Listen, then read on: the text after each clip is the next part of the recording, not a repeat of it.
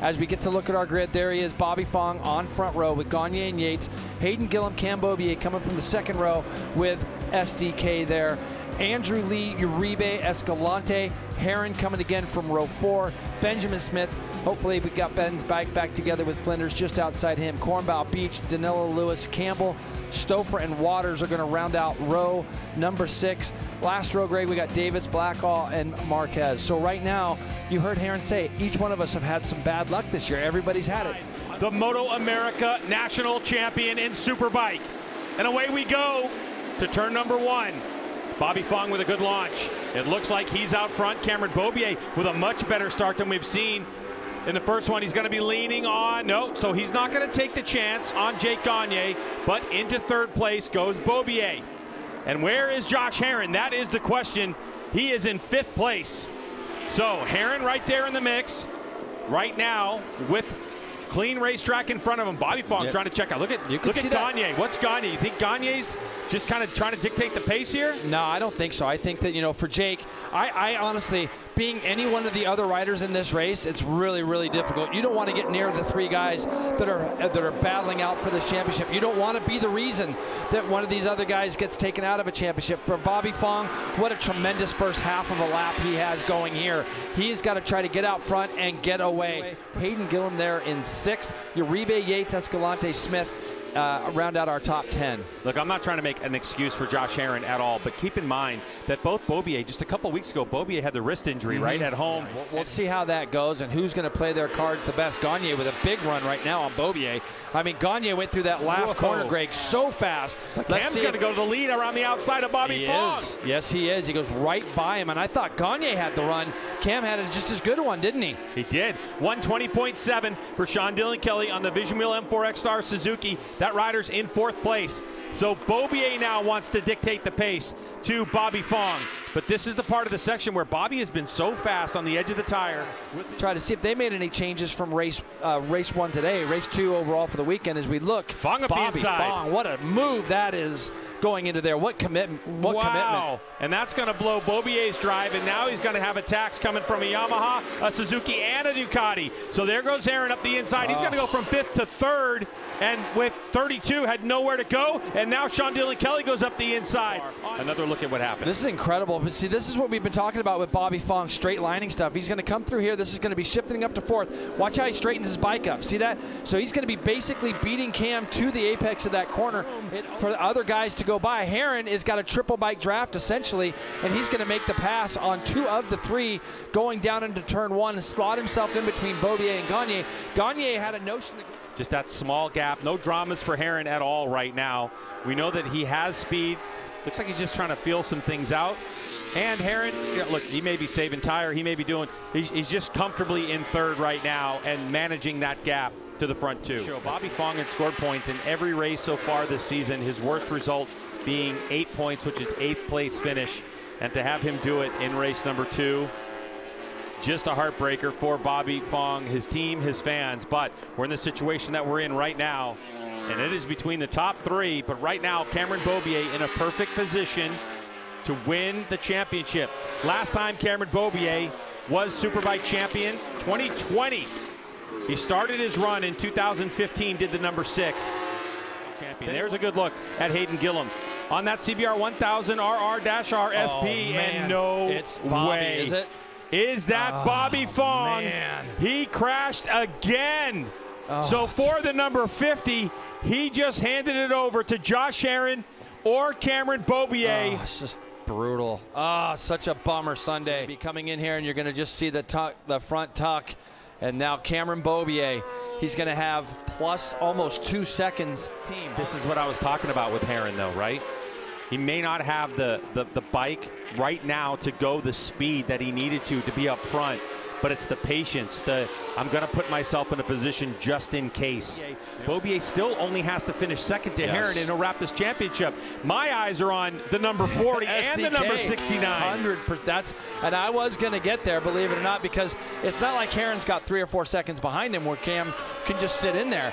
He's got SDK. He's got Gillum. You don't think Gillum wants to put that Honda on the podium before the end of the season? Of course he does. He's already seen his teammate JD Beach do it. There's a great look at Hayden Gillum right now. So he is continuing to pull forward. He goes 20.9. All the guys in second, third, and fourth all went 20.9 to Beaubier's 21.1. Yeah, it's only 2/10, you say. But if you keep seeing that gap coming down, yeah, absolutely. And for Tytlers, you know, they made a big commitment to get back to come to our paddock a few years back and to bring Cameron Beaubier into the fray. SDK just sitting there in the wake right now of that Ducati, running in third. We've talked about that M4 team a lot this year, Greg. We've seen them on the podium. They continue to work hard and do magic with that Suzuki GSX-R 1000, the aging Suzuki GSX-R 1000. But look what they've done. SDK has gone through. Oh, there you go. SDK is close enough to maybe try to draft these guys down the straight. But Greg, back to my point, I think that if you'd have said that Hayden hadn't finished on the podium this year. Cameron Beaubier is out front now by 2.1 seconds over Sean Dillon Kelly and Josh Herrin. This is a championship battle. It was Bobby Fong who led coming into today. He crashed in race number 2, our first race of the day, and he crashes again. And that puts Cameron Beaubier in the catbird seat. Josh Herrin also racing for a championship, but you got to remember, Greg, he's 3 seconds behind now. It's not like a thing that he's right on the back of Beaubier. I really do believe if he was right on the back of him, kind of semi-superbikes, and they're doing an amazing job right now. Uribe has gone 20.9 in this race and moved himself in the top 5. Triple clamps added to that motorcycle, as well as a whoopsie-doo shock and swing arm. They're all from BMW. And Orange Cat putting together a great program. Oh, and side by side goes SDK. So he's going to have an advantage. Nice clean racing between those two. All the while, Hayden Gillum's going, I got you guys. That Josh had run a little bit wide. So I'll be interested to see if that's what happened. Because I thought I saw something that looked a little different in the background there. I don't know if SDK was close enough to just stuff it up the inside of Herrin. But here you go. Now SDK is taking to that, and Gillum's getting closer. Good, he gets that bike turned in turn 10. Herrin gets that thing turned so well. And let's see again. Here they come on to the front straightaway. So Beaubier goes by with 3 to go in this one. And Sean Dillon Kelly comes across the stripe ahead, but Herrin draft and pass. Oh, these two have had some history. And SDK can get by Herrin one more time. The possibility of Sean being able to put the thing second on the podium is pretty high. Absolutely, and I think that, right now, really, you have to resolve yourself to the idea, if you're Josh Herrin, that the only way you're going to win the championship now is if something was to happen to Cam. Just looking at the time now, he went 21.6 the last time by. So right now, Beaubier is going to be feeling very, very comfortable. Now is the time when you start hearing commentators and things say about the bike, and you're listening for everything. The bings and the bangs and the tings and the... Your focus is straight ahead. Your focus is, okay, I've put in this whole year. I've got 1 lap left to go when I go by. I've got to just bring this thing home, and I wouldn't be surprised to see that lap will be in the mid-21s or even a low 22 for the last lap for Cameron Beaubier. And there's no sweeter way to win a championship than to do it by winning it up in the front. And that's exactly what Beaubier is trying to do right now to try to win this championship. He's given up a second, 0.3 to Josh Herrin behind him on this final lap. The white flag flies for Cameron Beaubier. His future is in his hands. The Tytler Cycle BMW rider. He has not had it easy the last couple seasons. He's been banged up more than he ever has in his career. He's had to come back from some big injuries, has Cameron Beaubier. But now, with just over half a track to go here at New Jersey, Cameron Beaubier on the cusp of his 6th MotoAmerica Superbike Championship, but racing still going on between SDK and Josh Herrin, and Josh Herrin gets moved out of the way and gives up 2 positions. Yeah, and I'll tell you right now, going back to the Cam Beaubier story, as you see Hayden Gillum slide his way into third, sometimes the mental part of the thing does more damage than the actual physical. So we've seen Cam have injuries, but the mental side of it, of just not understanding what some of the tip-offs have been about, could be more difficult to get over. Even talking with him this morning, that was something that was brought up. Now, let's see what happens in this battle for second and third, as Cam Beaubier is on his way, Greg. 2 corners to go. Bring him home. Here he goes, Cameron Beaubier, Tytler Cycles BMW.